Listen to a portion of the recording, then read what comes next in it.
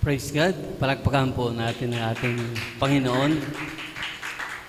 Ang iba ay nanibago dahil Sabado ang ating worship service. Ganyan lang ito dahil mayroon tayong 5th anniversary sa Bulacan mamaya. Bukas ng umaga. Kaya ginanap natin ngayong Sabado ang ating worship service. At ganun pa man, yung mga kapatiran na hindi nakadalo sa gawain ngayon ay alam nating may mga kanya-kanyang kadahilanan. Ngunit hindi naman natin makakalimutan ng ating pong Panginoon at ang kanyang katwiran, ang kanyang kaharian ang dapat nating binibigyan ng priority sa ating mga schedule. Amen? Siyempre, sinasabi natin na mayroong mga exemption to the rules. Kung yan man po ay isang rules para sa inyo, mayroong exemption to the rules. Yung may pasok ka sa trabaho, siyempre, mayroon kang employer, hindi ka pwede mag-absent. Or mayroon kang pasok sa school, hindi ka pwede mag-absent. Pero yung iba, ang management ng oras ay nasa iyo, siguro ay hindi po reason na hindi ka dumalo o hindi mo unahin ang gawain ng ating Panginoon. Praise God. At yung mga kantahan natin ay nakapagbigay sa atin ng lakas dahil yung message ng mga awitin, ito ay nagbigay sa atin ng salita ng Diyos. Amen? Ganon din yung ating exhortation kanina, kung pinakinggan po natin, maigi, ay nagbigay din po ito sa atin ng kalakasan, hindi lamang encouragement, kundi kalakasang spiritual. So, sa mensahe po ng ating Panginoon ngayong umaga, ang mensahe ng kanyang mga salita, ito po ay magbibigay sa iyo at sa akin ng mga tinatawag na biblical spiritual perspective. Sabihin nga natin, biblical spiritual perspective. Yan, magbibigay sa iyo ng a biblical spiritual perspective on how you should handle your money and what should be your attitude towards your riches. Amen? Ano ba ang iyong mindset pagdating sa pera? Ano ba ang iyong attitude or ugali sa loobin patungkol sa iyong kayamanan? Kung ano man yan, ang nais pong ituro o bigay sa iyo ng Panginoon sa mensaheng ito ay yung biblical at spiritual na pananaw or mindset ng iyong salapi at kayamanan. Alam niyo mga kapatid, ang plano ng Diyos para sa kanyang mga covenant people is to be prosperous. Maging masagana o mapagtagumpay. Amen? To be prosperous, and nais ng Panginoon na ang kanyang covenant people ay matugunan ang kanyang mga pangangailangan. Kumusta ang inyong pera ngayon? Kumusta ang iyong kayamanan sa ngayon? Nangyayari ba, natutupad ba sa inyong buhay ang layunin ng Diyos kung bakit ka may pera, kung bakit ka may kayamanan? It is for you to be prosperous. Amen? Upang ikaw ay hindi ka matatawag ditong maging salat sa mga pangailangan. Amen? Kumusta naman po ang ating mga pamumuhay sa ating pinansyal, pera at kayamanan? So, I pray na ang mensaheng ito ng Panginoon ay magbigay sa atin ng panibagong kaisipan upang matupad sa atin ang purpose ng Diyos para sa pera. Amen? Upang mangyari sa atin ang layunin ng Diyos as covenant people, nais ng Panginoon na tayo ay maging prosperous, maging successful sa ating mga pamumuhay. Dahil kaya nga tayo anak ng Diyos. Amen? Kaya nga tayo covenant people. And our covenant is in the blood of Jesus Christ. Amen? Ang bago at ang walang hanggang tipan. The new and everlasting covenant na pinagtibay ng dugo ng ating Panginoon doon sa krus ng Kalbaryo. Kaya as we listen to the message of God, let us also examine our hearts and our mind with regard to the perspective that you have in you about your money and your riches. Amen? At ito po ang nais ng Panginoon na ipaabot sa atin because God's plan for His covenant people is for them to become prosperous.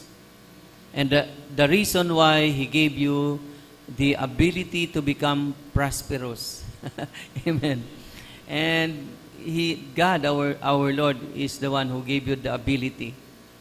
Everyone in this world who is in his life considered to be prosperous and successful, the Lord is the one who gave to that person the ability to become prosperous and successful. Hindi po maaring ang ibang lakas at kapangyarihan ang nagbigay sa kanya ng kakayanan. Maging si Satanas, ang Diyos po ang nagbigay po sa kanya ng ability, pero ginamit ni Satanas sa maling layunin. Kaya naging mansaba siya. Kahit si Satanas po ay masasabi nating naka-experience din siya ng yaman at hanggang ngayon, yung kakayanan na yan na maging mayaman ay ginagamit niya sa kasamaan.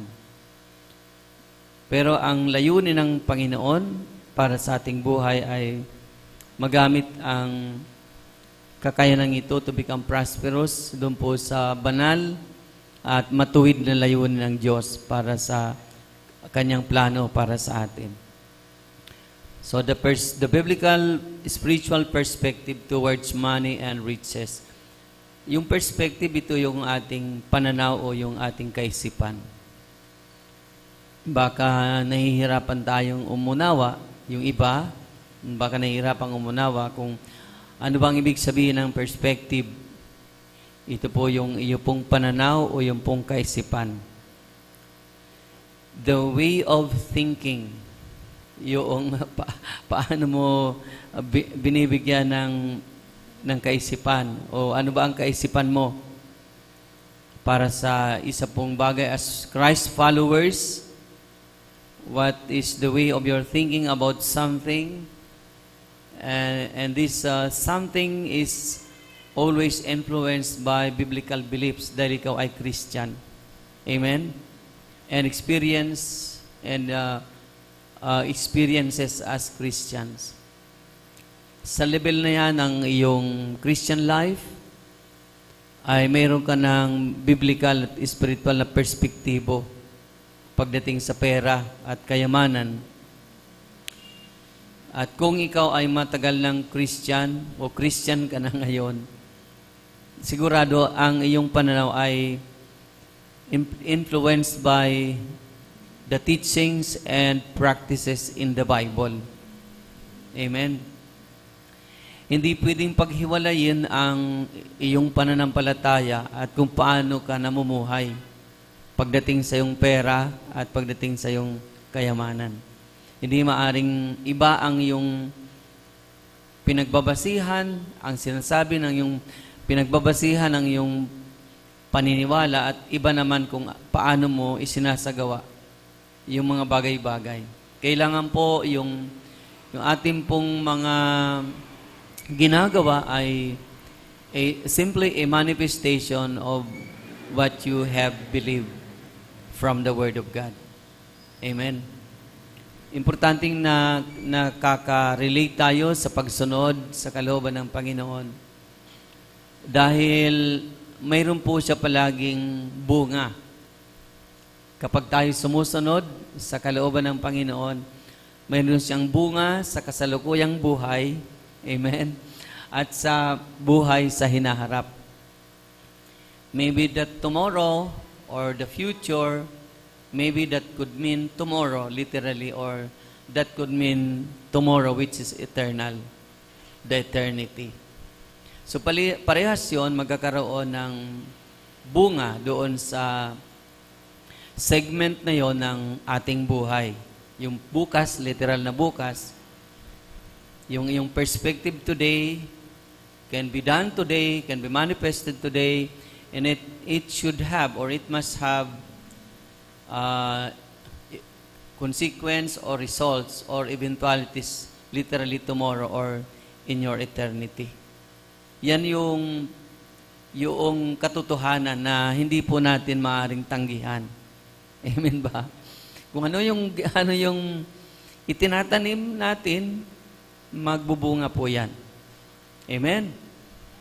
Kaya tinuturuan po tayo ngayon ng Panginoon tungkol sa ating magiging kaisipan, the way of your thinking as Christ followers about your money and about your riches. So the biblical perspective, spiritual perspective towards money and riches. As our main Bible text today in the 1 Timothy chapter 6 verse 6 to verse 10, magbabasa po ako sa dalawang Bible versions, Magandang Balita Biblia at saka New Living Translation. Sa katunayan, may malaking ang pakinabang sa relihiyon kung ang tao'y marunong masyahan. Wala tayong dinalang anuman sa sanlibutan at wala rin tayong madadalang anuman pag-alis dito. Kaya dapat tayong masiyahan kung tayo'y may pagkain at pananamit. Ang mga nagnanasang yumaman ay mahuhulog sa tukso at nasisilo sa bitag ng masama at mga hangal na hangarin na nagtutulak sa kanila sa kamatayan at kapahamakan. Sapagkat ang pag-ibig sa salapi ay ugat ng lahat ng kasamaan, dahil sa paghahangad na yumaman, may mga taong nalalayo sa pananampalataya at nasasadlak sa maraming kapighatian. Yet, true godliness with contentment is in itself great wealth. After all, we brought nothing with us when we came into the world, and we can't take anything with us when we leave it. So if we have enough food and clothing, let us be content. But people who long to be rich fall into temptation and are trapped by many foolish and harmful desires that plunge them into ruin and destruction. For the love of money is the root of all kinds of evil. And some people, craving money, have wandered from the true faith and pierced themselves with many sorrows. Purihin ang Diyos sa kanyang mga salitang ating nabasa, mga kapatid. Amen ba? So dito ho sa ating pong binasa, mula po sa sulat ni Apostol Pablo kay Timoteo. Ito po ay bahagi ng kanya pong sulat Sa kanyang bahagi ng kanyang mga sulat sa iba't ibang mga churches, at ito naman ay para sa kanya pong disciple na si Timothy bilang manggagawa ng ating Panginoon. Si Timothy ay tinuturuan ni Apostol Pablo tungkol dito sa sitwasyon doon sa kanilang panahon. Sa kanilang panahon ay tumataas po yung pong tinatawag na false teachings, yung mga maling katuruan ay lumalaganap sa panahon na ito ni Timothy as a servant of the Lord Jesus Christ. Kaya si Pablo ay nandyan upang bilang apostol ay nagbibigay po siya ng katuruan kay Timoteo. Na ito yung ating katuruan, itong mga naririnig natin sa ating paligid ng mga false teaching, hindi ito na ayon sa buong tinuturo ni Kristo sa atin. Yan po ang matatawag nating nilalaman ng pong ating pong main Bible passage in the book of 1 Timothy chapter 6 from verse 6 to verse 10. So there was a rise of false teachings in the time of Timothy about at least 3 things. Dito sa binasa nating Bible passage, the context speak about 3 things. Number 1, yung tungkol po sa respecting or respect towards masters. Yung pong paggalang sa kanila pong mga Panginoon o yung pong mga, kung sa ating panahon, yung mga employers, yung mga amo. Sa kanilang panahon ay yung mga lords nila. Dahil sa time nila ay acceptable pa o tinatanggap pa ng matatawag nating maraming mga tao yung pagiging isang alipin mo sa isang Panginoon. So dito ay tinuturo po ng mga false teachers ang kabaliktaran ng katuruan ng ating Panginoon tungkol po sa paggalang, respect towards the masters or the employers. Pangalawa, yung commitment of a hardworking slaves. Commitment of a hardworking slaves or workers or employees. And pangatlo, about the godliness o yung pagiging makadiyos, yung pagsunod sa Diyos. Yung pamumuhay ng naayon sa kalooban ng ating Panginoon. So gusto ko pong bigyan ng kaunting paliwanag ito pong mga bagay na ito na binanggit po sa ating pong mga pangaral na mayroon po mga false teaching tungkol po sa mga bagay-bagay na nabanggit ko kanina, yung 3 bagay na yon. Respect towards the masters, commitment of a hardworking slaves, and about godliness. Makikita natin yan sa chapter 6, verse 1 to 5. Yun po mga binabanggit ko na yon. Na ang sabi po, all slaves should show full respect for their masters so they will not bring shame on the name of God and His teachings. The masters are believers. If the masters are believers, that is no excuse for being disrespectful. Ayan, nakita natin. Yung mga masters na tinutukoy dito, kung sa ating panahon, ito yung ating mga employers. Ito yung ating mga boss sa company, sa ating mga pinagtatrabahuhan, o kung saan po tayong group involved o related, kung saan ay nabibigyan tayo ng Panginoon ng ating mga pangangailangan, pinansyal. Kung saan natutugunan yung ating pong monetary requirements for us to uh, meet our basic needs. So, doon po yun, nanggagaling sa mga amo natin. Sa buhay mo ba? Sino ba yung consider mo na employer mo sa buhay mo? Or nagbibigay sa'yo ng provision, mga pinansyal, mga kabuhayan. So, yun po ay parallel to the masters or employers. Amen?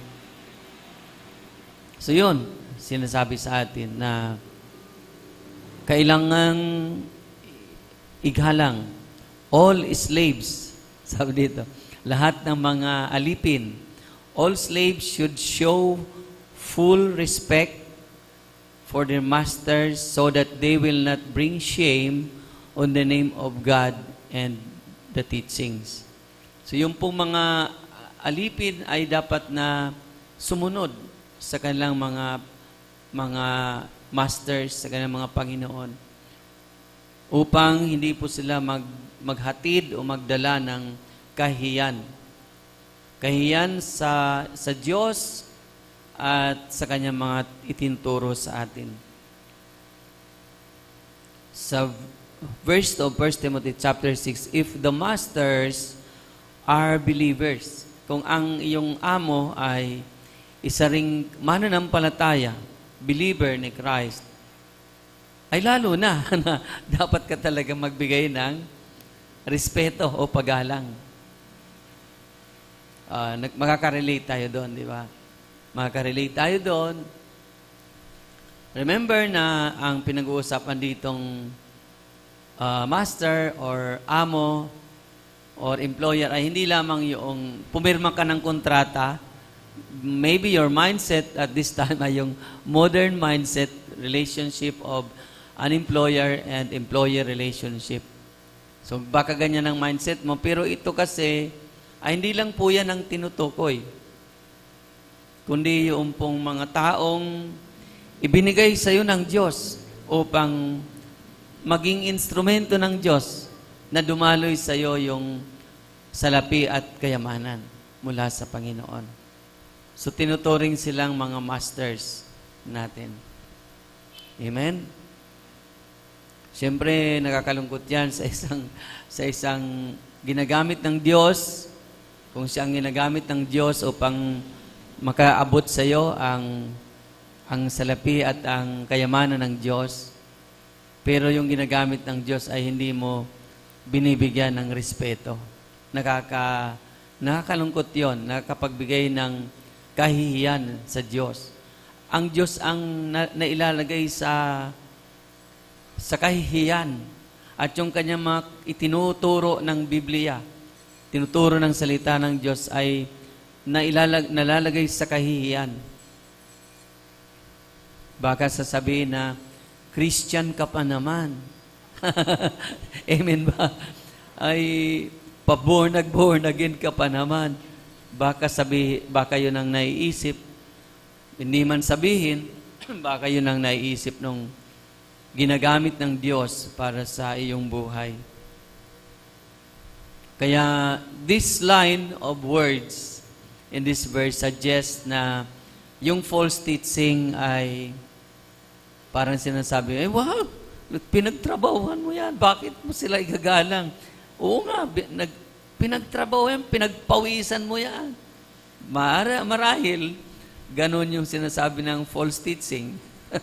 Kaya, kinukontra ngayon, reproof ng katuruan ng mga apostol na hindi yun tama. Ang tama ay yung lahat ng mga alipin ay dapat na magrespeto o gumalang sa kanilang mga masters. All slaves should show full respect for their masters. Verse 2, if the masters are believers, that is no excuse for being disrespectful. Tama po?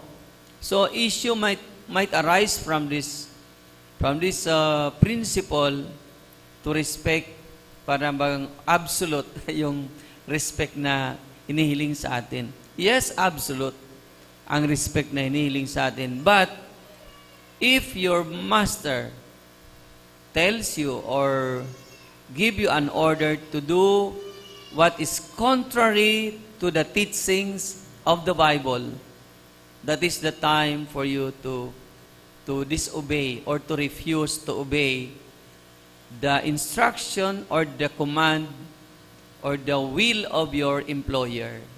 Amen ba? Pero kung ang inuutos naman niya ay related naman talaga sa iyong job description, sa iyong trabaho, walang dahilan para ikaw ay magbigay ng disrespect o tumugon ka na disrespectful sa iyong employer, sa iyong master. Kaya dito, lalo na daw kung ang iyong employer, ang master mo ay believer, kumbaga kapatiran mo sa Lord, naging amo mo siya, ay lalo mo daw siya dapat na sundin o bigyan po ng galang. Igalang mo talaga siya. Yan po ang katuruan. Sabi dito, katuruan ng Biblia. Palakpakan natin si Lord. Amen? So pangalawa, ano yung na-address sa false teaching? Pangalawa, sabi dito, a commitment of hard-working slaves or workers. Yung kanila pong pagiging committed, pagiging hard-working slaves. Ano ba yung hard-working? Yung hindi pa petek-petek. Diba? Hindi pa segue-segue. Pag nandyan si amo, parang busy-busy. Pag wala si amo ay nagpe-Facebook, nag-messenger, nagsasayang ba ng oras. Kaya pag hinanapan ng amo ng output, kumusta na? Ay, sorry boss, sobrang busy ako, hindi ko pa tapos. So yung amo, siyempre, mayroon siyang gustong maabot. From your work, from your contribution, from your skill, ay mayroong gustong maabot ang amo mo. Mayroon siyang goal sa particular scope of time, ay mayroon siyang goal from your effort, from your contribution to the company. Nung umpisa pa lang, in our time, pagka nagbibigay ka ng iyong resume, nakalagay doon may objective ka pa, to contribute to the best interest of your company. Para ang galing-galing. Maaasahan tong aplikante na to. So sige, tanggap ka na. Parang ganyan. Pero nung nandun na, nasa trabaho na, nagsimula ng magsayang ng kanyang oras at panahon. So, siyempre, kailangan natin doon ang commitment na sinasabi. So, commitment and hardworking slaves. Mababasa mo rin yan doon sa 1 Timothy chapter 6, verse 2, letter B, yung dulo. Those slaves should work all the harder because their efforts are helping other believers who are well-loved. So yung palang ating contribution sa trabaho, dun sa ating amo, contribution ng ating pong lakas, yung skills natin, knowledge and skills, ito pala ay, hindi lang pala yung amo natin ang nakikinabang nito, kundi mayroon pong ibang mga kapatiran ang nakikinabang nito. Palakpakan natin si Lord. Makita mo yung kung paano binibless ng Diyos ang mga tao. Gumagamit siya ng isang tao. It might be your boss or your employer. Pero sa yung pagiging hardworking worker or employee, ay madami kang naabot. Maaring sumobra doon sa expected output ng yung employer ang yung sipag. Dahil masipag ka, committed ka, mayroon kang commitment sa yung gawain. Hindi lang pala si sir, si ma'am, si boss natin ang nakinabang. Kung ang sabi dito, may mga believers na nakinabang. Palakpakan natin si Lord. Ang sinabi dito, may mga believers na nakinabang, sabi, who are well-loved. So, mga minamahal din sila ng Diyos na dahil sa yung sipag, dahil sa yung commitment, ay nakinabang sila. Wala na silang alam na yung palang kapakinabangan, maybe that is in the form of benefit, or maybe that is in the form of bonus. Kaya nagbigay ng bonus si Sir dahil maganda yung kanyang output sa kumpanya. At hindi lang siya ang nakinabang, kundi yung iba. At sigurado ko na ikaw din mismo na nagsipag ay babalik sa iyo ang iyong pinagsipagan. Palakpakan natin si Lord. So that is the teaching of the apostles against the teachings of the false teachers. So again, this might suggest na yung false teaching ay humihikayat ng pagtatamad o pagsasayang ng oras. Again, sino kaya ang may tuturing mong boss mo ngayon or employer mo? Maybe your father, your mother, or member of your family na matatawag nating breadwinner ninyo. Pero parang wala tayong utang na loob sa kanila. Are you with me, people of God? Parang wala tayong utang na loob, alam mong natugunan ang basic need mo, pagkain, pananamit, safety mo, kalusugan mo, pero para kang walang respeto sa kanila.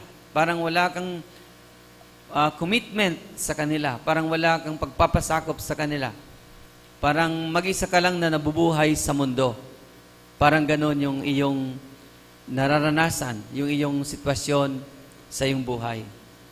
Kaya dito ay binibigyan po ng diin na maging hardworking and committed na mga workers tayo.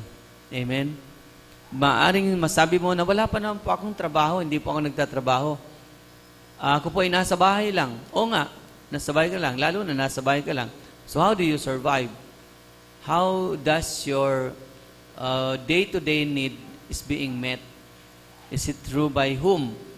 Sa pagitan ba nino, bakit natutugunan ang iyong pangailangan? Lalo na in terms of money. Palakpakan natin si Lord. Sino bang ginagamit ng Diyos? Nakita mo ba ang ginagawa ng Diyos na pagmamahal sa iyo through the efforts of somebody, through the efforts of other people, ay nabubuhay ka o nabibiyaan ka ng Diyos? Ang katuruan ng Panginoon ay maging hard-working slave ka. Amen?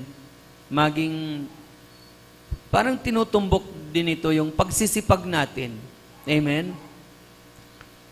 Kung ang requirement ng ating katawan na rest ay, sabi natin 8 hours, huwag ka namang matulog ng 24 oras na tulog.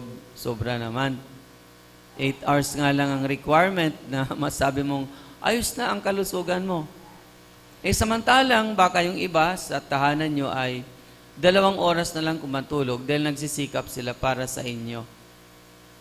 Pero kung ikaw naman makatulog ay sobra-sobra. Mainit na ang banig bago ka bumangon. Dito, binibigyan tayo ng Panginoon ng isang biblikal at spiritual na perspektibo pagdating sa kayamanan or sa resources, to the very least to the resources. Sino ba yung ginagamit ng Diyos sa iyong buhay na matatawag mong provider para sa iyo? Amen? May gumanyan sa braso. may umami na. may gumanyan sa braso. May umami na. Yan, tingnan natin yon. Kasi ang tinuturo dito yung false teaching, rampant. Grabe ang maling katuruan, unbiblical teaching. Kaya ito ay being confronted by the teachings of the apostles of our Lord Jesus Christ. Kinukumpronta. At ito ngayon ang pinapaliwanag natin dito sa context ng ating pong main Bible text. Ayan, ano pa yung sinabi natin kanina pangatlo? About godliness. Tungkol sa pagiging makadiyos.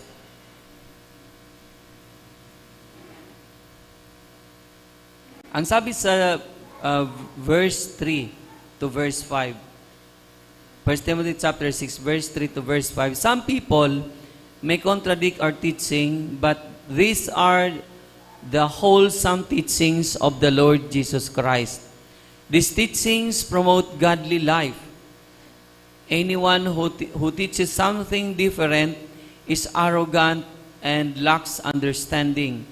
Such a person has an unhealthy desire to quibble over the meaning of words. This stirs up arguments, ending in jealousy, division, slander, and evil suspicions. These people always cause trouble. Their minds are corrupt, and they have turned their backs on the truth. To them, a show of godliness is just a way to become wealthy.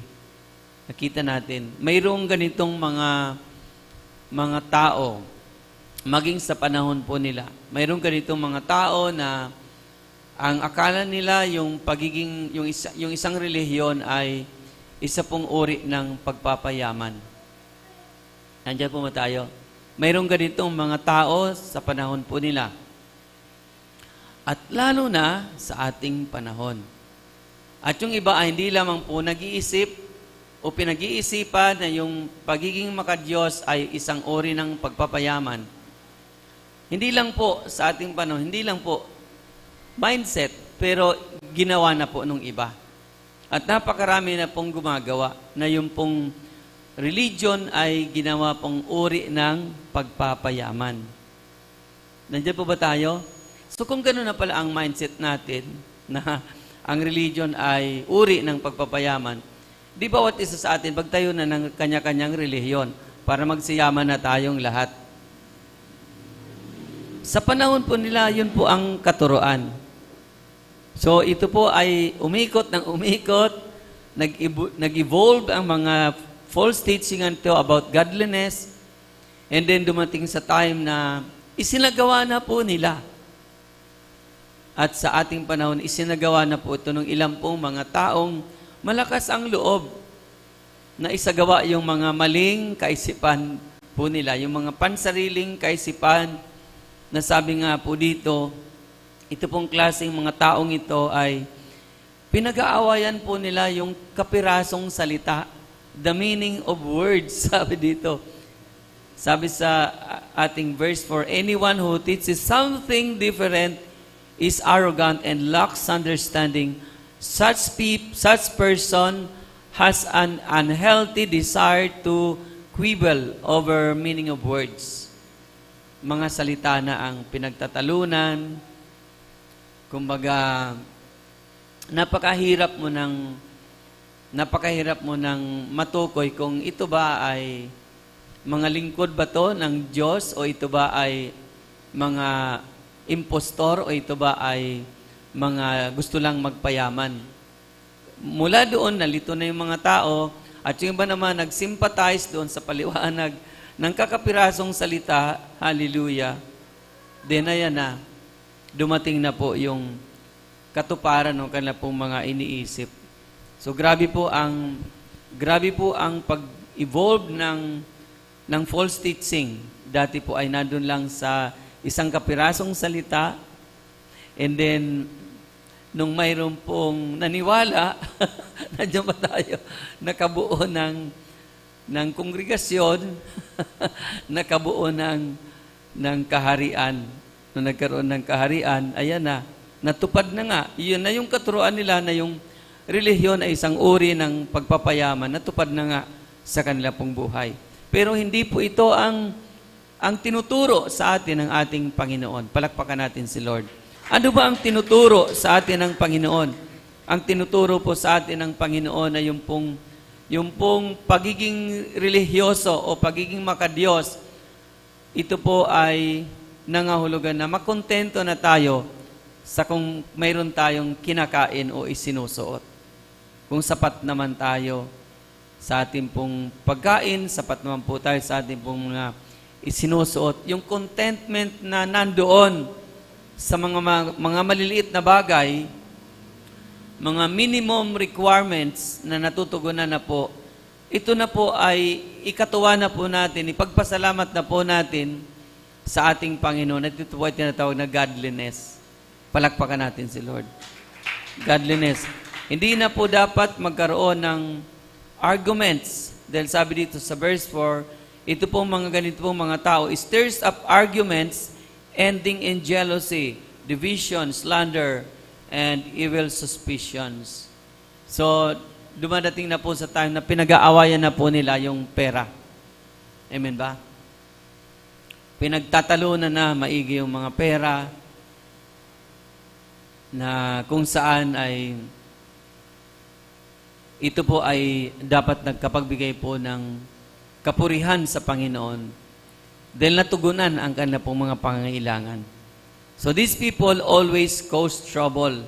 Their minds are corrupt and they have turned their backs on the truth. Mayroon pong mga, ito very specific ang Word of God, na mayroon pong mga mananampalataya na nalayo sa kanila pong pananampalataya kay Kristo, nalayo sila dahil po sa kanila pong mga maling pag-iisip, nalayo sila sa Panginoon. Their minds are corrupt and they have turned their backs on the truth. To them, a show of godliness is just a way to become wealthy. Malinaw po ba? Palakpakan natin si Lord. So makita natin yung false teaching na nandoon sa kanila. Kaya po, ito po ay binigyan po ng linaw ng mga apostol ng Panginoon. In this situation, si Apostol Pablo.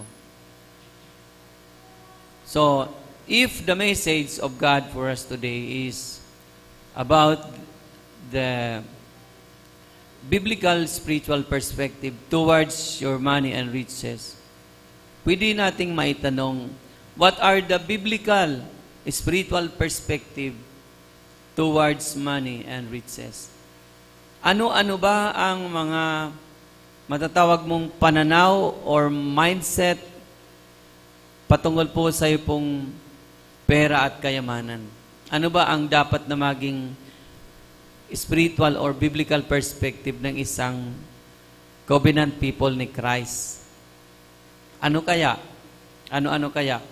So napakadaming mga perspective, but I have listed at least four perspectives. Number 1, to become successful and prosperous is God's will for His covenant people.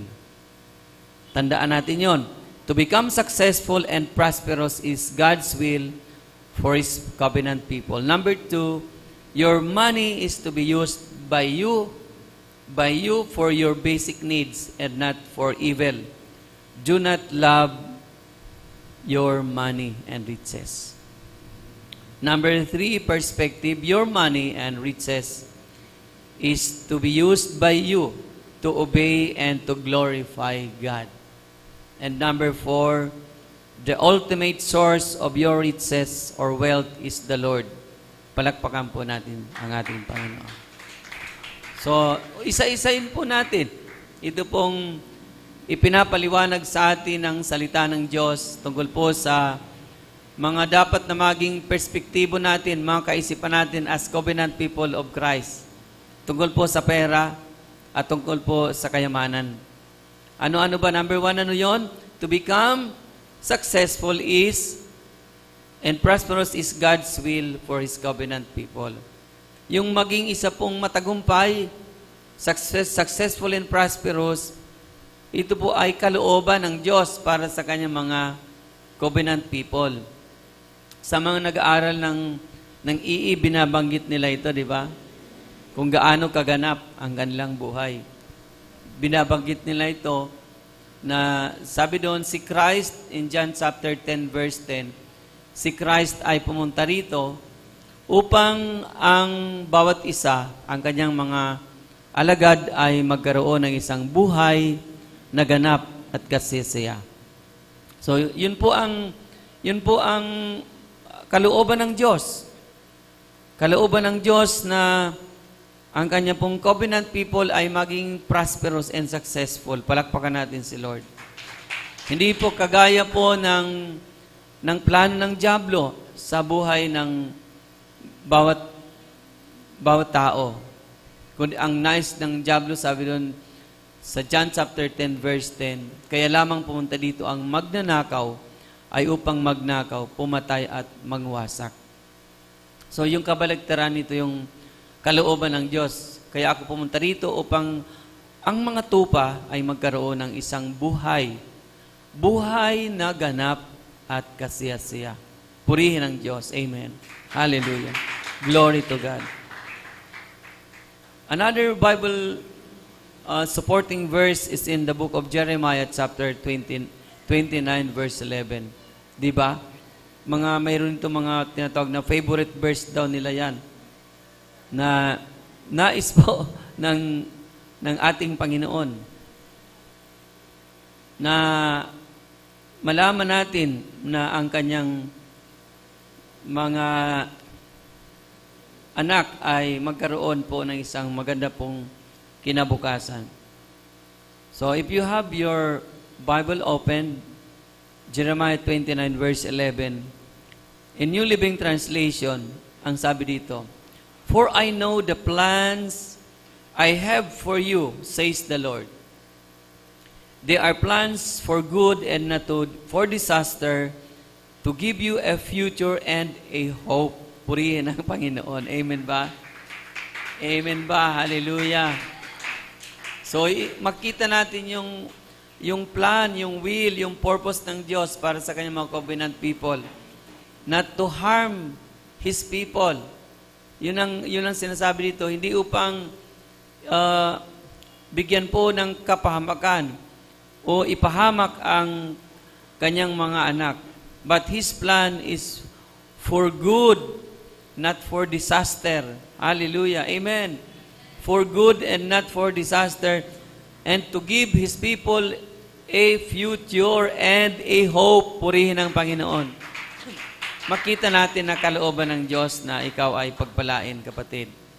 Maging successful, maging prosperous. At ang lahat na po yan ay kalooban ng Panginoon para sa kanyang covenant people. So, another verse, this might be the last verse in perspective number 1. Yung mga covenant people ng Lord, yung mga Israelites, covenant people of God under the old covenant ni Moses, sila po ay pinagpala ng Panginoon. Pero yung kanilang pong buhay sa Egypt ay masabi nating natutugunan naman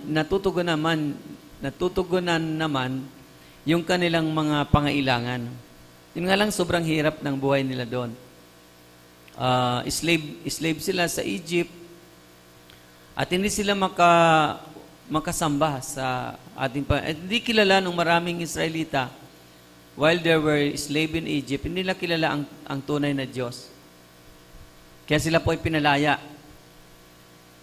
Marahil yung buhay nila ay masagana naman.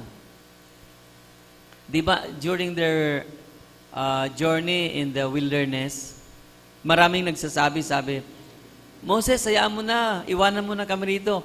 Babalik na lang kami doon sa Egypt. Dahil mayroon doon pakwan, mayroon doon sibuyas, may pagkain naman kami doon. Bakit mo pa kami dito dinala? Upang kami ba ay mamatay dito sa ilang, dito sa wilderness? So meaning, natutugon na naman yung kanilang pangailangan doon sa lupain ng Ehipto. Yun nga lang, hindi nila kilala ang tunay na Diyos. At hindi sila makasamba sa tunay na Diyos. Dahil nandun po sila sa pagkaalipin sa isang bansa na ang Diyos ay yung Pharaoh, yung paraon. Siya po ang kinikilalang Diyos ng Africa nung time na yon. Because Egypt is part of Africa. Amen?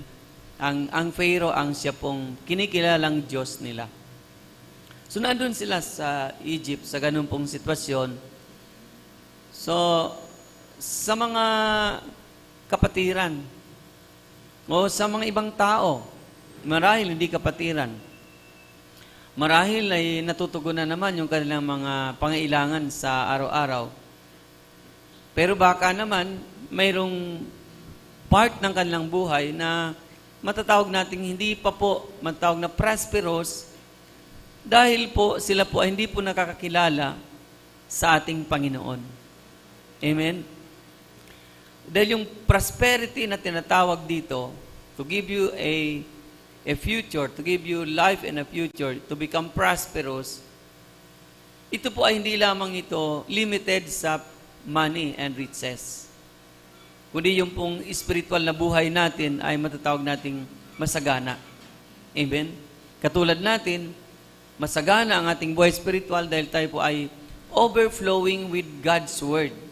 Di ba mga kapatid? Nag-uumapaw tayo sa salita ng Diyos. Nag-uumapaw tayo sa teachings, sa instructions ng salita ng Diyos. Ang ating buhay ng mga covenant people of Christ, nag-uumapaw tayo sa pagpupuri sa Diyos, sa mga mga awitin sa Panginoon. Nag-uumapaw tayo sa mga gawain na matatawag nating gawain ng ating Panginoon. Yung pong iba, wala pong prosperity, wala pong success doon po sa area na yun ng kanilang buhay, nandun lamang po sa financial marahil. Marahil napakadami po nilang pera. Marahil ang kanila pong bank account ay hitik na hitik ang laman. Pero hindi po natutugunan yung kanila pong mga spiritual na buhay. Salat po sila sa mga bagay na spiritual. Or ignorante sila sa pagkakilala sa Diyos. Ignorante sila sa katuruan ng Biblia. At ito po ay isa po itong kahirapan sa buhay ng isang tao. Amen ba? Kahirapan na hindi mo kilala si Kristo sa buhay mo.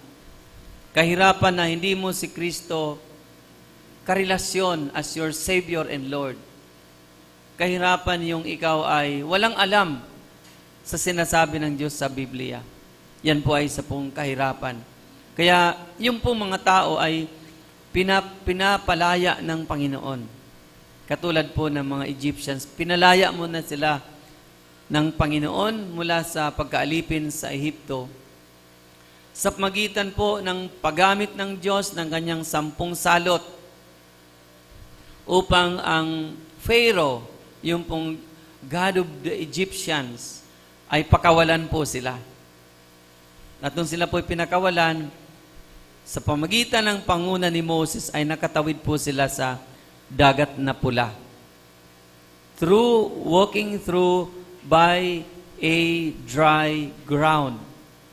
Isipin mo yon, dagat na nahati. Tapos nung umapa ka, tuyo, palakpakan natin si Lord. Di ba dapat putik yon? Kasi ilalim po yun ng dagat. Pero nung nilakaran po nila, tuyong lupa dahil po sa kapangyarihan ng Panginoon. Nung sila ay naitawid na, nandun na po sila sa wilderness, ay nagkaroon na po sila ng pagkakataon na masamba si Yahweh. At doon po nagrereklamo ito pong mga Israelites dahil wala pa silang masyadong karanasan sa Diyos. Bagamat nakita nila ang kapangyarihan ng Diyos through the 10 plagues na dumapo sa Egypt. Pero nung sila ay nandun na sa wilderness, ay madali pong magbago ang kanilang pong kaisipan. Sabi nila, bumalik na lang tayo doon dahil mabuti pa doon mayroon tayong pakwan, mayroon tayong sibuyas, mayroon tayong karne. Dito wala. Mamamatay tayo dito sa wilderness. Minsan dumadaan tayo sa isang sitwasyon na sagad, pero believer ka na. Amen ba? Sagad, wala. Kaya dahil sa ating mindset, sa perspektibo natin, pagdating sa pera at kayamanan, natutokso tayong gumawa at gawin ang ating sariling kapamaraanan upang makahulagpos sa kahirapan. Kung saan yung mga kaparaanan na yun, ay hindi po yun pala ang gusto ng Diyos sa ating buhay. Kaya sa halip na tayo ay makalaya sa nararanasang sagad-sagad na kawalan ay lalo tayong na itatali sa kahirapan. Dahil yung ating pong pananaw, higit sa lahat, yun po yung nagdidikta nung kung ano ang pwede nating gawin. Amen ba? Like today, alam natin, nag-anunsyo na nung isang araw pa na ngayon ang simba, pero hindi pa rin nagsimba yung iba. Marahil lang ilan doon ay naghahanap buhay. Inuna nila yung paghahanap buhay na hindi naman sila natalian ng isang kumpanya. So, desisyon pa rin nila yon. Kaya marahil yung the kind of perspective that you have, ito yung ginagawa mo. Di ba kung ano kasi yung nasa isip natin, yung nakaplano sa isip natin, yun ang ating sinusundan. Kaya dito tinuturuan po tayo ng Panginoon na sa kanyang mga covenant people, ang kalooban ng Diyos, tayo ay maging successful and prosperous. Amen po ba? Na kahit na sa araw na yan, ay hindi ka nagtrabaho dahil inuuna mo ang Diyos, yun ang kanyang kalooban, na unahin ang kanyang katwiran at ang kanyang kaharian. Kapag inuna mo siya, mga kapatid, di naman po, wala pa tayong katibayan na nagsinungaling ang Diyos. Amen ba? Marahil na pagparatangan mo ang Diyos na siya ay hindi totoo sa kanyang mga pangako, pero wala ka pang katibayan na hindi siya naging truthful, naging faithful sa kanyang mga pangako sa iyong buhay. Amen ba? So ang unang perspektibo for you as covenant people is to become successful and prosperous in ito po ay kalooban ng Diyos para sa iyong buhay. Amen ba?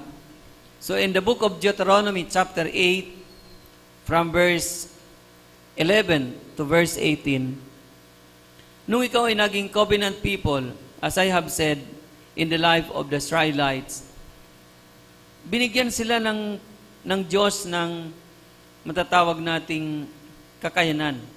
Amen ba? Yung kakayanan na sila po ay maging prosperous. Nandiyan na ba tayo? New Living Translation, Deuteronomy 8:11 to 18. But that is the time to be careful. Beware that in your plenty you do not forget the Lord your God and disobey His commands, regulations, and decrees that I am giving you today.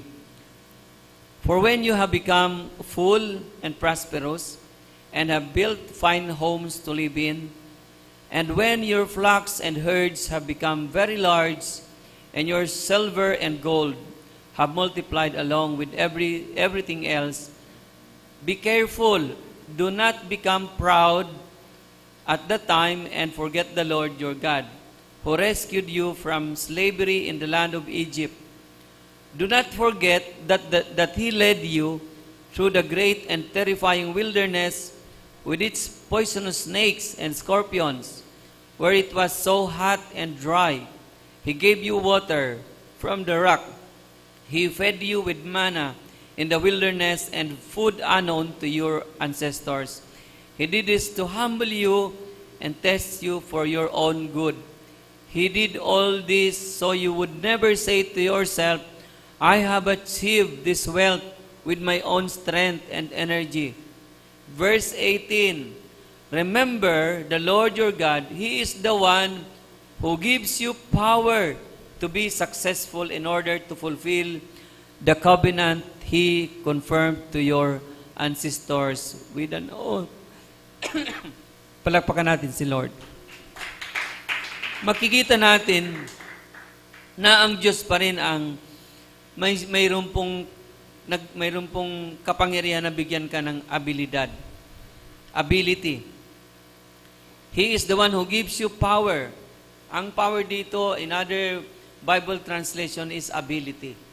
He give you power or ability to be successful. Sino po nagbigay ng ability for you to become successful as covenant people of God?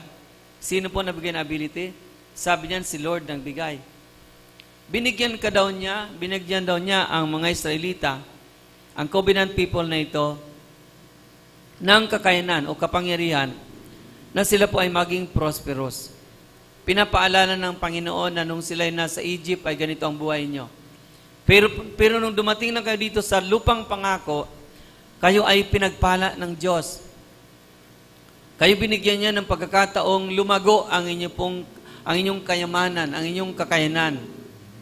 At kung dumating ang time na yon, sabi ni Lord, huwag kayong magmamataas. Huwag kayong magyayabang. Na baka isipin ninyo na kaya kayo naging ganyan, mayaman kayo, mapera na kayo, baka isipin niyo na ito ay dahil lang sa inyong mga sarili. Sinasabi ng Panginoon na alalahanin ninyo ang Diyos na nagbigay sa inyo ng kapangyarihan upang kayo ay maging successful and prosperous because you are covenant people of God. Palakpakan natin si Lord. For you who are listening this message, lalo na dun sa mga estudyante pa lamang ngayon, mga kapatid, ito ay hindi maagang pamasko ha. Ito ay isang napapanahon at maagang paalaala. Kung kayo, ngayon, estudyante kayo, hingi kayo ng tulong sa Panginoon, ayan, tinulungan kayo, nakagraduate, nakahanap ng matinong trabaho. Mga estudyante, pag kayo nakapagtrabaho na naging maganda na ang buhay nyo, wag po ninyong kakalimutan ang Panginoon. Dahil marami na po tayong nakitang ganyan. Nung mga estudyante pa lang sila, committed sa ministry. Nandun sila palagi sa ministry. Sige ang pa-prayer request. Nung nakatapos na, nakakuha na ng trabaho, hindi naman lang nagparamdam sa Panginoon dito sa gawain. Di ba mayroon na tayong lakas, mayroon na tayong ability because God has fulfilled His oath, His covenant with an oath. Amen po ba? Tinupad na ng Diyos ang kanyang tipan sa iyo na mayroon pang pangako na ikaw ay magkaroon isang buhay na ganap at kasiyasiya. Ngayong nandiyan na yan, nakalimutan mo ang Diyos. Nasaan ka na, kapatid? Kumusta na? Bibisitahin pa ba ninyo ang church na nagpalaki, nangaral sa inyo, nagpagal sa inyo? Bibisitahin nyo pa ba? Aalamin nyo pa ba paano kayo magiging parte ng ministry kahit ngayon kayo ay prosperous na, may mga works na kayo? I don't know kung talagang prosperous ang bawat isa. Because as I have said, prosperity is not limited by the amount of money and riches that you have. Prosperity is determined first of all by your spiritual life. Kung kayo ay connected kay Jesus, yun ang prosperity. Doon nag-uumpisa. Magkakaroon ka ng isang masagana at matagumpay na pamumuhay kung sakali na kayo po ay nakakonekta sa Panginoon. Amen po ba? Importante yan. Mga estudyante ngayon, pakitingnan nyo ang inyong mga sarili. Nung kayo po ay nanghingi kay Lord ng tulong. Amen ba? Alam nyo paano ko nakuha itong tawag dito, sermon idea na ito. Dahil itong week na to, ako ay busy sa pag-aayos ng mga files. Kasi wala pa po tayong church admin or matatawag nating secretary. Ako talaga tumatrabaho. Sa aking pagsasaayos ng mga files, na-scan ko doon. Yung buhay ng mga kabataan dito, sometimes from 2012, nakita ko, mga payatot, di ba? Nakita ko, yung iba mga high school noon, yung iba ay, nakita ko, mga nandito, very committed sa kanilang mga ginagawa. Kahit na sila hirap, pero tuwang-tuwa ako. Naisip ko, saan ba sila ngayon?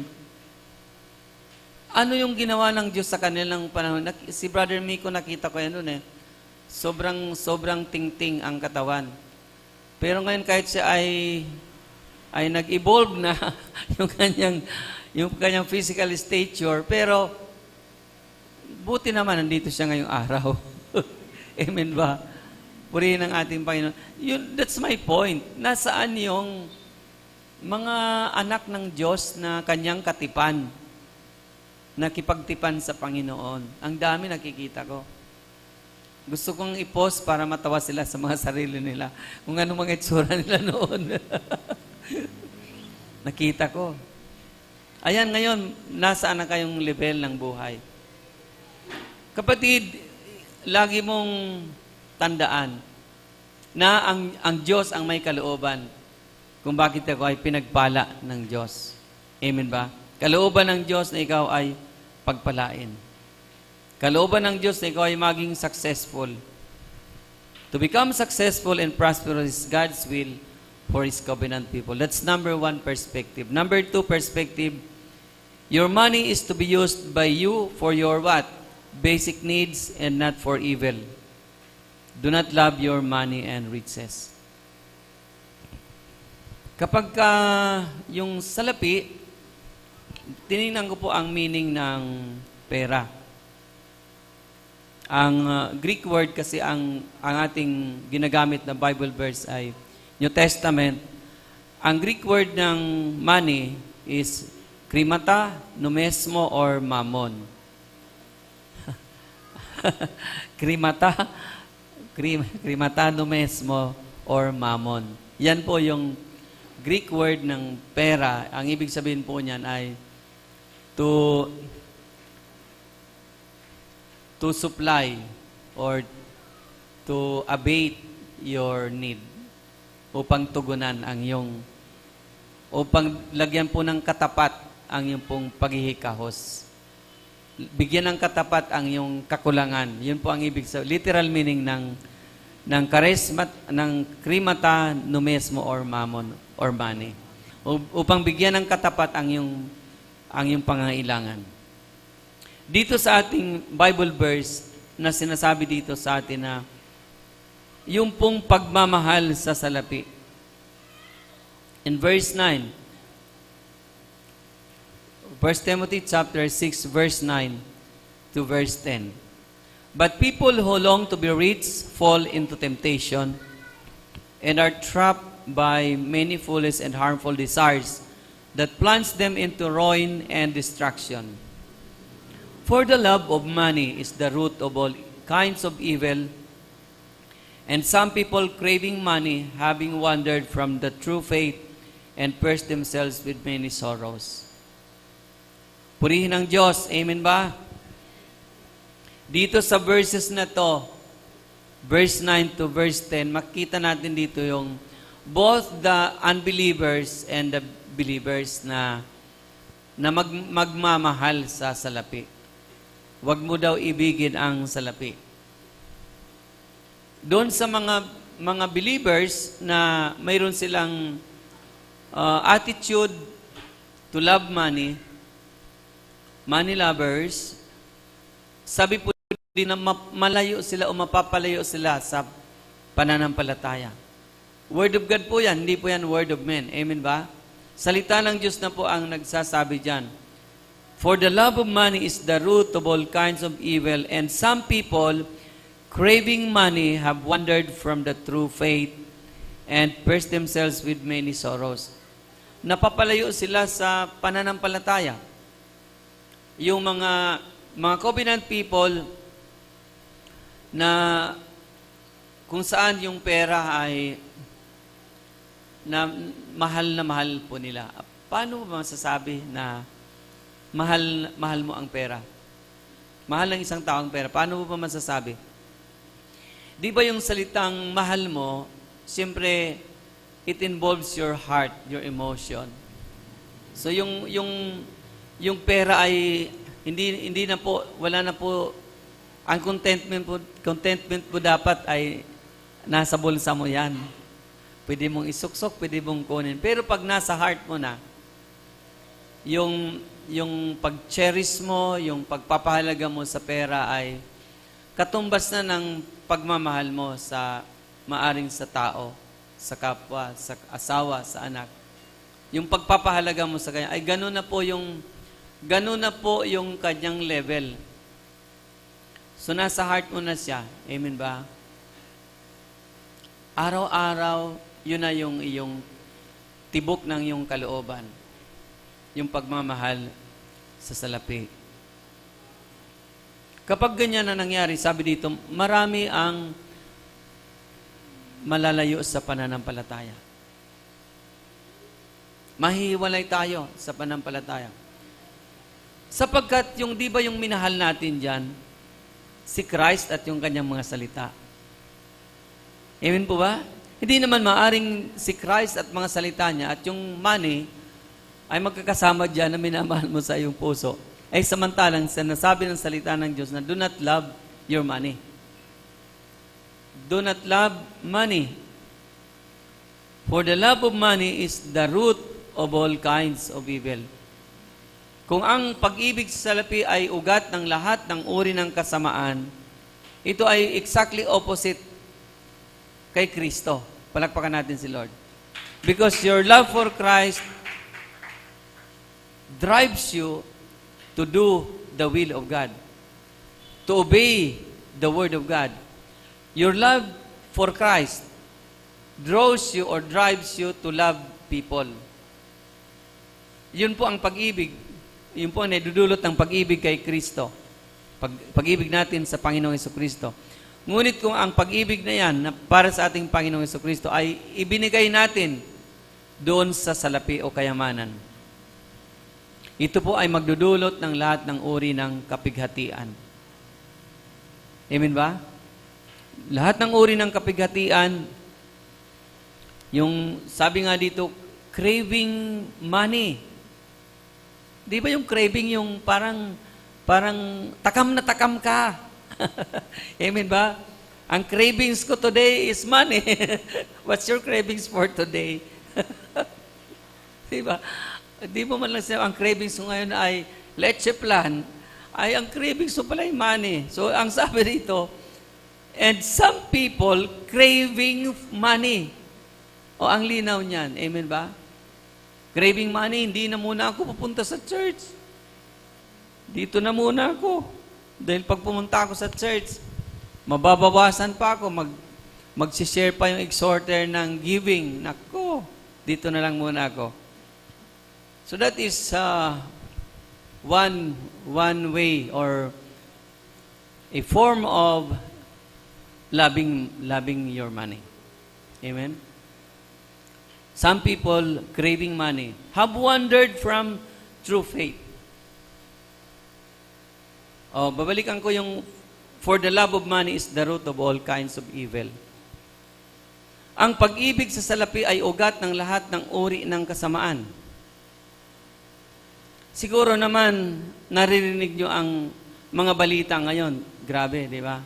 Ang mga kasamaan ngayon na patok sa takilya ng balita ay connected lahat sa love of money. Amen ba? Sana hindi ako fake news. Di ba? Hindi naman tayo nag-fake news, di ba? Nag-start ako ng preaching ko. O pangaral ko dito sa Bagong Silang noong 1993. Nag-umpisa ako mag-share ng gospel dito sa Bagong Silang. Nakakasabay ko na mag-preach dyan kila Sister Nora, Pastor Jerry sa Baita-Ritz. Yung mga missionary ni Kibuloy. Nakakasabay ko na yan dyan. Nakakasalubong ko na sa daan. Ang nakikipag-rebel pa sila. Parang ayaw kang papuntahin doon sa bahay na napuntahan na nila. So, nung time na yun, hindi pa siya gaanong kasama ang mga pangaral. Pero dumating sa time na yung kanyang craving for money ay sumobra na talaga, kitang-kita na. Hanggang nagsabi siya na ang appointed son of God. At ito, lumitaw na, di ba? Ang daming mga human trafficking dahil yung mga miyembro niya ay pinagtatrabaho niya dahil sa katuruan na hindi ka dapat na magreklamo, dapat obey ka lang ng obey. Ayan na dumating na yung time na sabi niya, ako na ang may-ari ng mundo. Tingnan mo, nag-umpisa lang siguro sa ilang amount of loving money. Dumating na sa time na sabi, ako na ang may-ari ng mundo. Tapos dumating sa time na ako ang may-ari ng inyong kaluluwa. Lahat kayo ay dadaan sa akin. Walang makakapunta doon sa langit. Ilang beses na akong pumunta sa aking mansyon sa langit. Ang doorknob ko doon ay diamond. Sabi niya, grabe na yung kanyang panluloko dahil sa love of money. Nalayo na siya sa tunay na turo ng Biblia. Hindi naman siya talaga ganyan noon. Si Kibuloy, hindi siya ganyan noon. Dahil nung nag-umpisa ko dito na nangaral sa Bagong Silang, minsan nga napagkakamalan ko siya na si Eddie Villanueva. Dahil yung kanyang mukha ay kahawig ni Eddie Villanueva. So, nung time na yon, low level pa lang yung kanyang magtawag na parang pagnanasa sa pera. Pero ngayon, tingnan mo. Ang katapat po niya ngayon ay milyon na pabuya upang siya ay mahuli sa crime na binibintang sa kanya. Ang katapat po niya ngayon ay international na matatawag nating hukuman, yung USA. Hindi na po lang dito sa Pilipinas. Ang katapat po niya ngayon ay mahigit 2,000 pulis na may halo pang military. Ang katapat niya ngayon ay buong media, mapa mainstream media, mapa social media, usap-usapan. Bakit ho? Dahil po sa kayamanan. Ganyan po yung kapangyarihan ng salita ng Diyos. Pag sinabi ng salita ng Diyos, mangyayari po siya. At sabi diyan ng salita ng Diyos na binabasa natin, and some people craving money have wandered from the true faith and pierced themselves with many sorrows. Amen po ba? Di ba mayroon din tayo na, ako napanood ko yung budget hearing ng Office of the Vice President. Grabe yon. Ang nire-request ng Vice President na pundo o budget for 2025 is more than 2 billion pesos. Pero hindi niya ma-report ang disallowance ng Commission on Audit na more than 73 million from the 125 million na nagastos niya sa 11 days.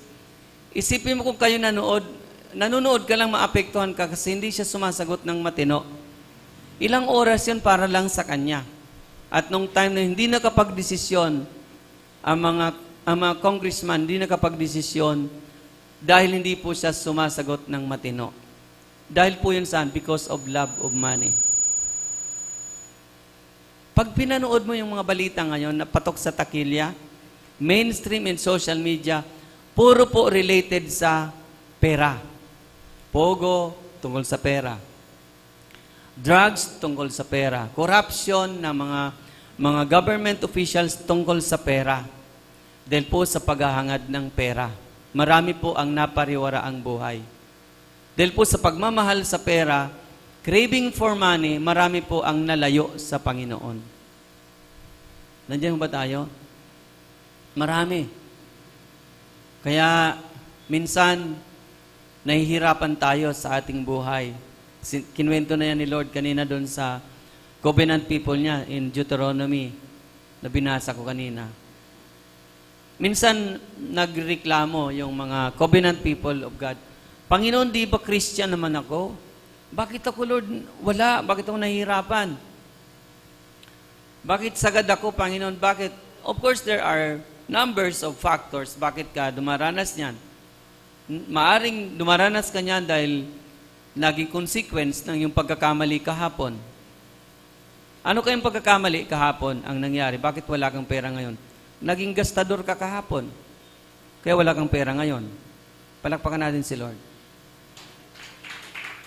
So, tapos sasisihin mo si Lord. Wala kang pera, sagad ka ngayon sa pera. Bakit? Nangutang ka nang nangutang kahapon. Tuloy ngayon, sinisingil ka nung nautangan mo, nagtatago ka na. O, hindi yung galing sa Lord. Sa iyon.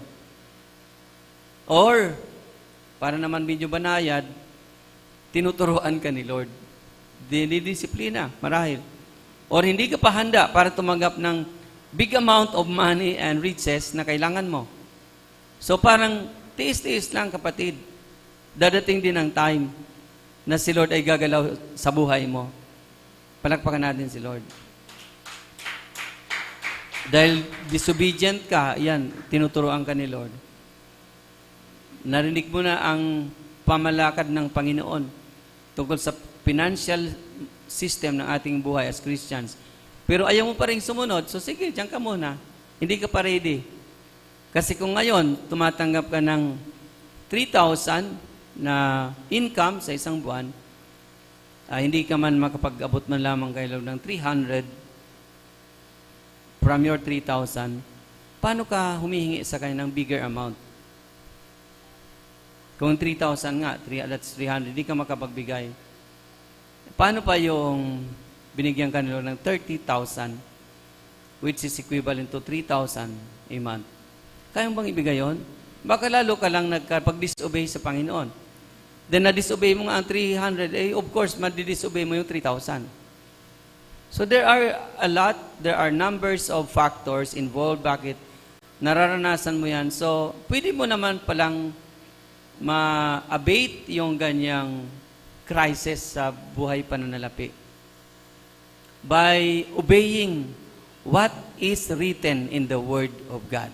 Palakpakan natin si Lord. Wag na nating debatihin ang Diyos. Wag na nating lagyan ng mga sinasabing teaching pa yan noon. Wag na nating sabihin wag nating lagyan ng false teaching ang ating disobedience sa Panginoon. Nag-disobey na nga tayo, mag-imbento pa tayo ng false teaching. O di, lalo nang bumibigat ang ating mga pagkakamali sa Panginoon, yung ating consequences, yung kahirapan, lalo nating pinabibigat. Amen ba? Ayan. So, this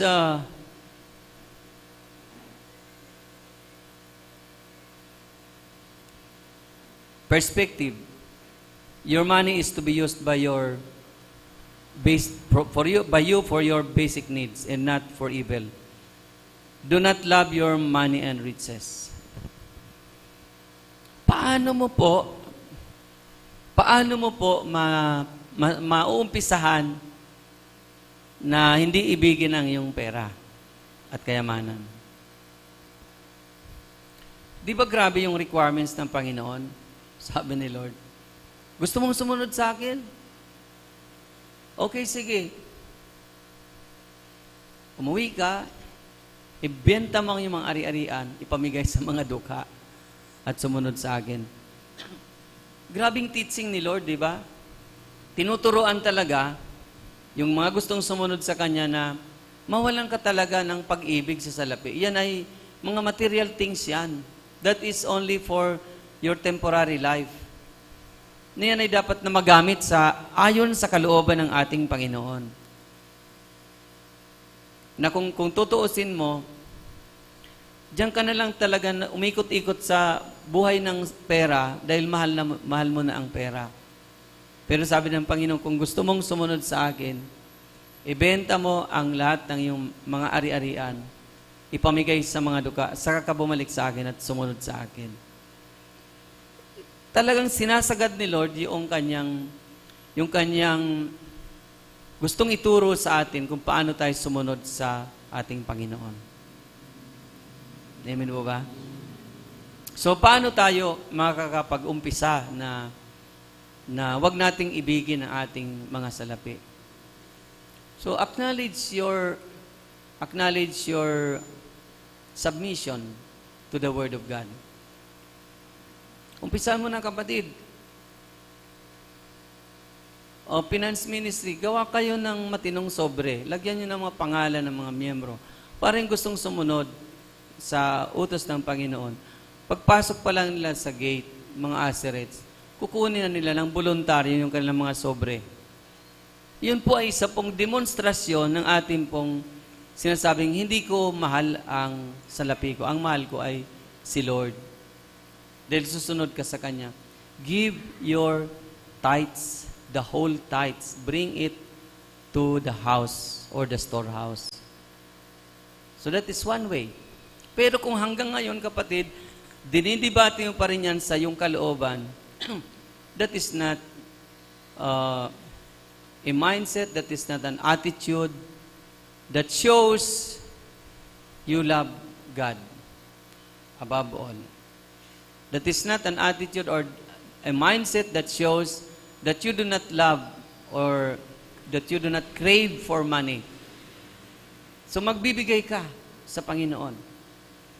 So isa po yan na paraan upang makalaya tayo doon sa pagkakagapos natin sa kapangyarihan ng salapi. Dahil may kapangyarihan po ang salapi. Naniniwala ako na kung ang marami sa inyo dito ay mayroon ngayon, sabi nating to be practical, thousands of pesos. Marahil baka wala kayo dito ngayon. Baka unahin nyo, naisip nyo, bibili ako ng ganito, bibili ako ng ganito, bili ako ng bagong mamahaling cellphone, bili ako ng tablet, bili ako ng laptop. Lahat na nandoon na kayo sa mall. Kung sa ganitong usapan, sa usapang do not love your money. Amen ba? Ako naniniwala ako na yung money has the power to encroach into the door of your heart upang pumasok siya sa pintuan ng iyong puso.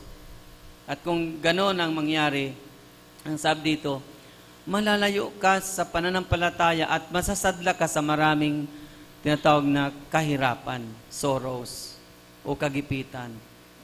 Kahirapan, maraming hirap dahil sa problema. Mga kapatid, it's time for us na tayo po ay ma-recover ni Lord mula sa ating pong mga kalalagayan sa pagitan ng pagsunod sa Kanya pong mga tinuturo sa atin. Purihin ang ating Panginoon. Number 3, your money and riches is to be used by you to obey and to glorify God. So, yung ating paggagamitan, saan ba ginagamit ang salapi mo, make sure na nabibigyan mo ng kaluwalhatian ang ating Panginoon. Amen ba? Napapupurihan, na itataas ang Diyos sa paggamit mo ng iyong salapi. Ano ba ang pinagagamitan mo? Ano ba ang binibili mo? Ano ba ang pinagkakagastusan mo ng iyong pera? Sa tingin mo ba na itataas ang pangalan ng ating Panginoong Jesucristo sa mga pinagkakagastusan mo sa buhay? So that's number 3. Your money is to be used by you to obey and to glorify God. Pag nag-quote pa ako ng verse, baka matagal pa matapos. So let's move on to the last one. Ano nga yung una na perspective? Number 1 perspective, to become successful and prosperous is God's will for His covenant people. Number 2, your money is to be used by you for your basic needs and not for evil. Do not love your money and riches. Number 3, your money and riches is to be used by you to obey and to glorify God. To obey and to glorify. Number 4, mga kapatid, the ultimate source of your riches or wealth is the Lord. Siya po talaga ang pinanggagalingan ng iyong kayamanan. Ang pinanggagalingan ng kayamanan ng tao ay ang Panginoon. Mayroon pa mang iba, baka sabihin nyo na mayroon pang iba. Kasi yung mga pogo nga ay ang dami nilang pera. Bubisita kami sa Bacoor, Cavite, nung nakalipas, doon sa ating church planting. Nabalitaan kami ng isa nating kapatiran doon. Sabi, dito yung pogo dito, nagtakbuhan yung mga nandun sa pogo, hatak-hatak ang mga maleta. So nagka-interest kami na magkwentuhan tungkol sa Pogo. Kasi nung nandun pa daw yung Pogo, pag magpa-GCash daw sila, 20,000, ganyan. So ang laki ng kita ng mga nitong kapatiran na mayroong pa-GCash. Kasi pag mag-cash out po sila 20,000. Magkano naman ang sinusweldo nila daw? 50,000 a week. Oh, wow. O di, 50,000 a week. So baka sabihin nyo, bakit yung Pogo maraming pera? Sino ba ang source nila? Baka sabihin nyo, si Alice Goo. Di ba? Okay, si Alice Goo, sino pa man. Pero ang ultimate source talaga, si Lord. Di ba nakwento ko kanina, maging si Satanas, biniyayaan ng Panginoon ng kanyang kayamanan, ability, kagandahan, karangyaan. Pero saan ginamit ni Satanas? Sa kasamaan. So ganun ang kwento ng pagiging mabuti ng Diyos. Mabuti siya sa lahat ng kanyang nilalang. Pero yung pinagkatiwalaan ng Diyos, ginamit niya sa ibang purpose. Instead na sa kabutihan, dahil kinikilala niya ang Diyos ang pinanggalingan, ay ginamit niya dun sa kabaliktaran. Ginamit niya sa kasamaan. Ecclesiastes chapter 6, verse 2. Sino ang nagsumulat ng Book of Ecclesiastes? Sino nga sumulat? Natandaan niyo ba?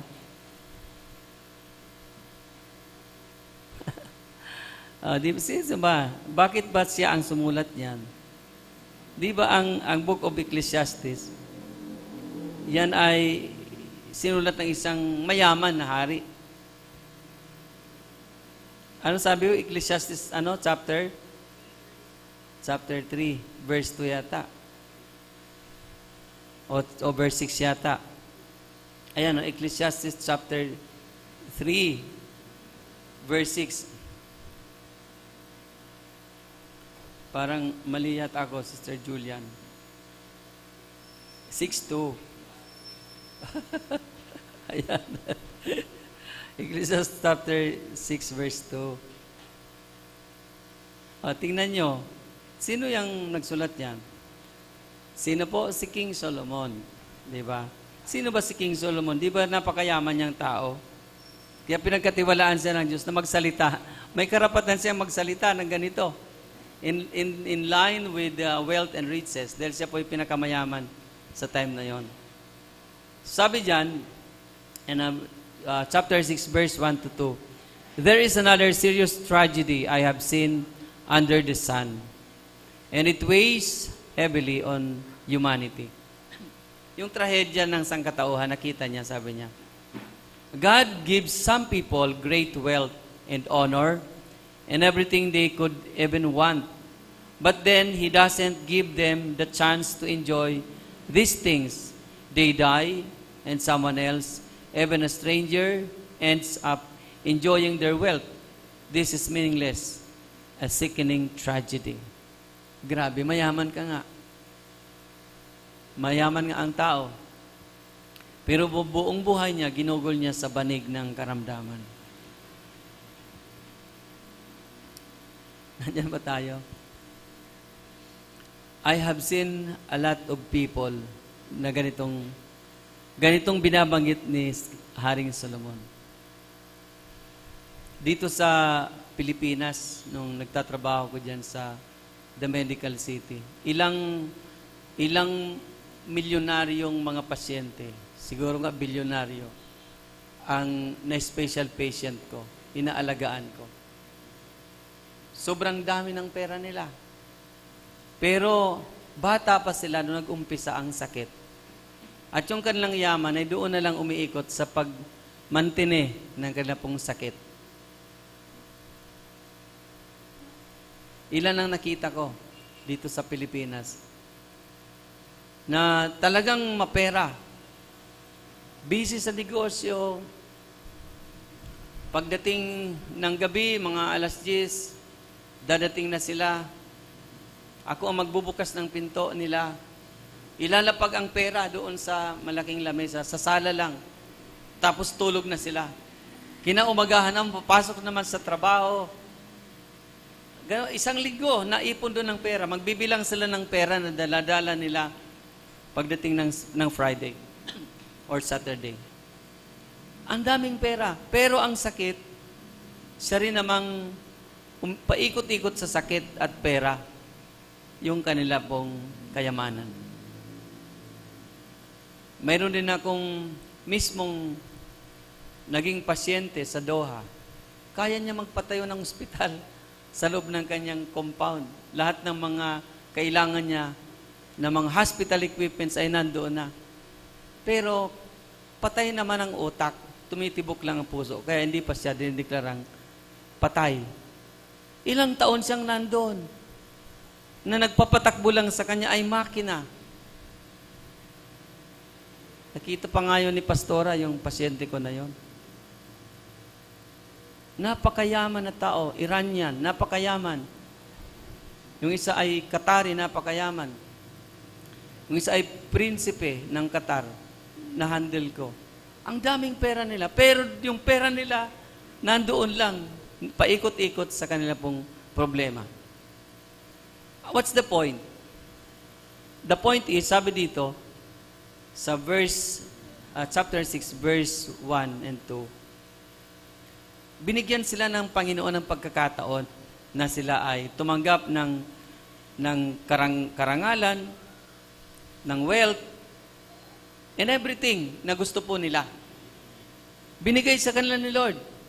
Yun nga lang, ang kanilang mga hiningi sa Panginoon na hindi po nila nagamit sa purpose ng Panginoon. Kundi nagamit lang po nila doon po sa kanilang pong pag-solve ng kanilang pong mga problema. Yung pong may mga pera na ubos po sa pag-solve ng mga kaso ng lupa, kaso ng property. Mapera nga sila. Pero doon lang paikot-ikot sa problemang legal, pambayad sa abogado, etc. So mayroong ganitong mga tao na obserbahan po ni Haring Solomon. Na mayroon talaga, sabi niya, na mayayaman, na ganito, binigyan sila ng Diyos ng yaman at kung ano ang gusto nila binigay ng Diyos. Pero, sabi niya, sila ay nabubuhay sa tinatawag na tragedy. Pakisabi sa iyong katabi, kapatid, hindi yan ang plano ng Diyos sa buhay mo. Kaya wag mong hintayin ang pangyayari na yan. It's time for us to obey. Amen. It's time for us to have a perspective that is coming from the Word of God. Marahil yung iba sa atin nanonood sa ating live stream, baka sasabihin, Pastor, ako naman ay obedient sa Panginoon. Pero yung pera ko naubos sa aking pangkalusugan. Kapatid, baka mali ang pananaw mo sa buhay tungkol sa sakit na yan. Paano kung sabihin natin may sakit ka na, wala ka pang pera? Palakpakan natin si Lord. May sakit ka na nga, gusto mo magpatingin sa doktor, gusto mo bumili ng panggamot, pero wala kang naibili dahil wala kang blessing. Siguro hindi ganyan ang sitwasyon mo. Kasi ang sabi mo, ang pera mo, naubos mo lang. Binigyan ka nga ni Lord. Blessing sa iyo ni Lord. Ipagpasalamat mo sa Panginoon. The more that you obey the Lord. Amen po ba? Lalo mong sundin ang Panginoon. Ang iba sa atin na nakaka-experience ng ganyan ay nasa ministry. Mga ilang pastor, ilang nasa ministry, leaders o leadership, ang mayroong ganyang kalagayan sa share the word. Pero, wag po nating isiping sila po ay pinarurusahan ng Diyos. Amen po ba? Wag po nating isipin na yung blessing ni Lord ay nauubos lang sa mga bagay-bagay na yan. Nasasayang. Hindi po nasasayang. Ang ibig sabihin po, binibigyan ng probisyon ng Diyos ang yung pangailangan para sa yung medical na requirements. Amen po ba? Yung sakit mo, hiwalay na issue tungkol sa financial mo. Magkahiwalay na issue yan. Marahil yung sakit mo ay mayroon dito si Lord. Purpose. Si Job na isang matuwid, nagkaroon ng sakit. Tama ba? Kung matuwid siya, bakit siya nagkaroon ng sakit? Dahil po may purpose ang Panginoon. Na ang taong ito, kahit po bigyan po ng diablo ni Satanas, ng sakit sa balat, sobrang malalang sakit, ay hindi po siya tatalikod sa Panginoon. Palakpakan natin si Lord. You know, this is the purpose of God. Upang mapatunayan na isang matuwid na mananampalataya ng Diyos, kahit po anong mangyari man sa kanyang kalusugan, hindi po siya tatalikod sa Panginoon. Siya po'y magpapatuloy at magpapatuloy sa Panginoon. Minsan wrong perspective lang kasi, kaya nami-misinterpret natin ang salita ng Diyos versus what is happening in our lives. Ngayong umaga, mga minamahal na kapatid sa Panginoon, ako po ay naniniwala na mayroong ginawa ang Diyos sa ating mga buhay. May ginawa siya na pagsasaayos ng ating pananaw, pagsasaayos ng ating mga perspektibo pagdating po sa pera at sa kayamanan. I pray to the Lord na maiayos, malagyan tayo, mailagay sa ating mga kaisipan ng tama na biblikal at spiritual na perspektibo kung paano po tayo mamumuhay in relation to our money and wealth. I pray also na magkaroon po ng spirit of obedience sa ating po mga buhay, na sumunod po tayo sa plano ng Diyos kung bakit po tayo pinagpapala o binibigyan ng pagkataon na makahawak ng pera at kayamanan. I praise God. I praise God talaga.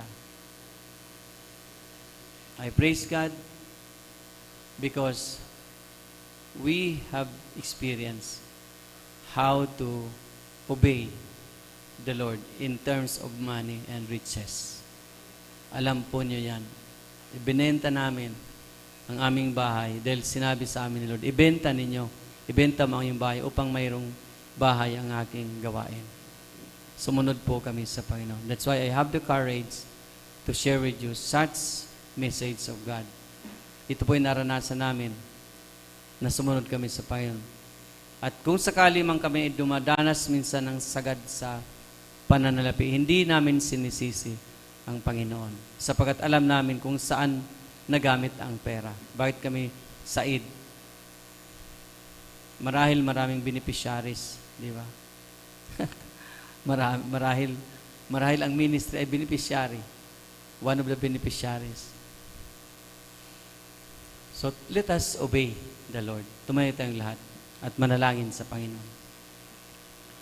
Maraming salamat dakilang Diyos sa inyo pong kabutihan na paalalahanan niyo po kami. Nagkaroon, Panginoon, ng renewal sa amin pong mga puso at kaisipan. Dahil po dito po, O Diyos, sa katuruan mong ito, the biblical spiritual perspective towards money and riches. Na kung saan, Panginoon, ay binigyan mo po kami ng isa pong naayon sa iyong kalooban na pananaw, na mindset, Panginoon, tungkol po sa paghawak ng pinansyal at ng kayamanan. Dalangin namin, O Diyos, na ang iyong plano para sa iyong mga anak, covenant people, na magkaroon po ng isang buhay na ganap at kasiyasiya, ay ma-experience ng bawat isa sa amin. I declare in the mighty name of Jesus na ang Share the Word Apostolic Ministries International na magkaroon, Panginoon, ng biblical spiritual perspective pagdating po sa issue ng pera at ng kayamanan. Dalangin ko, O Diyos, ng bawat nakarinig ay magpapailalim sa kapangyarihan ng iyong mga salita, to live under the rule of our Lord, King Jesus Christ. Maraming salamat, aming Diyos. Sa umagang ito, Panginoon, tinatiwala namin sa inyo ang lahat po ng mga pangailangan ng iyong mga anak, Panginoon. Dinadalangin ko, O Diyos, na kayo po ang siyang kumilos sa bawat pangailangan ng iyong mga anak, Panginoon. Sa mga kakulangan ng pinansyal, kakulangan ng mga pagkakakitaan o income, Panginoon, pagkakakulangan pa ng mga source of income, source of livelihood, Panginoon, source of living, Panginoon. Lord, I pray and I declare the abundance that is in the Lord Jesus Christ be upon your covenant people in the mighty name of Jesus. Yung mga sakit, karamdaman na siya pong umuubos ng pinansyal na probisyon mula sa iyo, Lord, ito po ay yung pong hipuin ang mga sakit, karamdaman at ampatin, Panginoon, ang pagmanifest ng mga lason at kamandag ng sakit at karamdaman.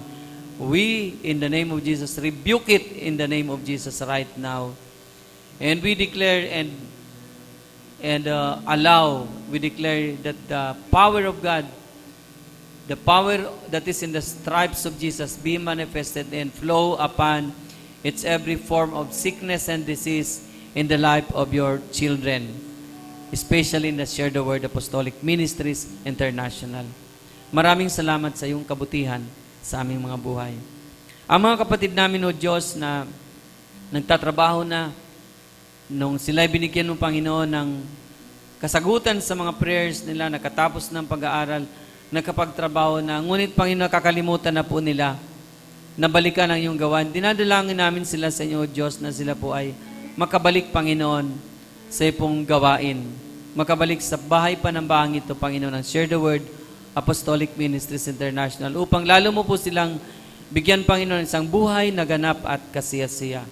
Salamat ng marami sa iyong kabutihan. Pagpalain mo po ang buhay ng iyong mga anak. Ito po ang samot dalangin in Jesus' name. Everybody will say amen.